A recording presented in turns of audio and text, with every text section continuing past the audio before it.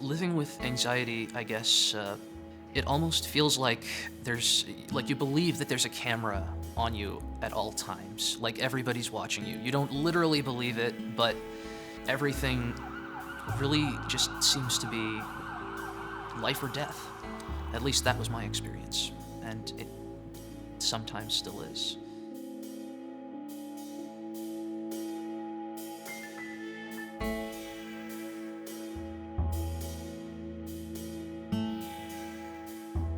There were times when I really did want to go out and go to a bar and watch sports on the tube with my friends, but even just a social gathering with people I've known since high school, sometimes I couldn't face it. I wanted to see them, but at the same time, I just didn't want them to see me.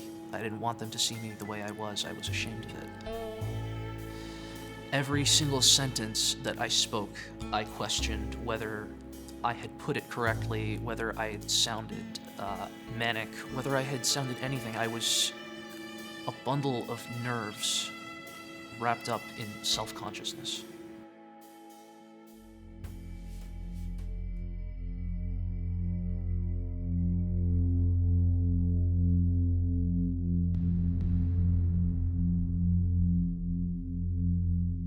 I was experiencing some degree of perfectionism. I believed that I should be doing things right. I believed I should be able to beat this on my own, but I didn't even have any idea how to combat it, so I just took it out on myself, physically.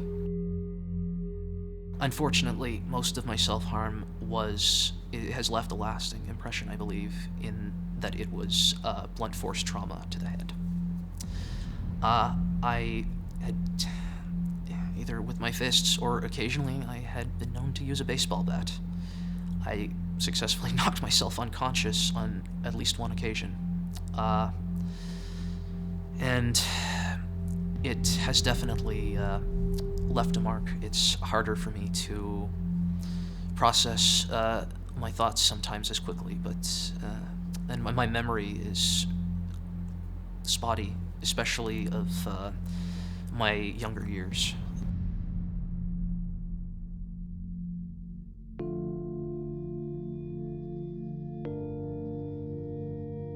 It was scary at first.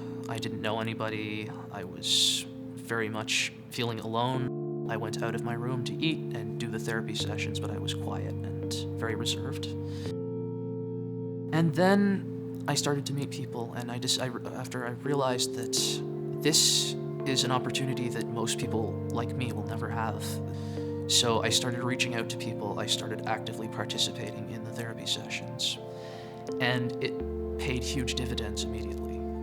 I made friends. We still keep in touch. There's really no substitute for having other people who understand your condition. And as for the therapy, it was absolutely a godsend.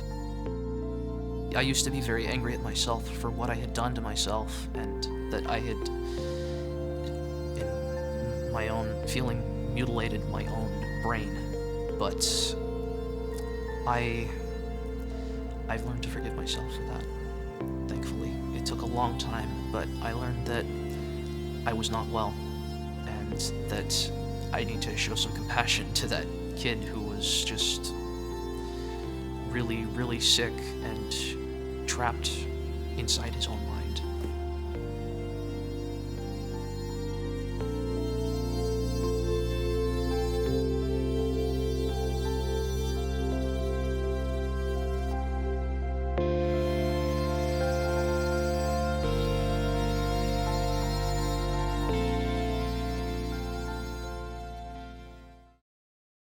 Support Ontario's public television. Donate at tvo.org.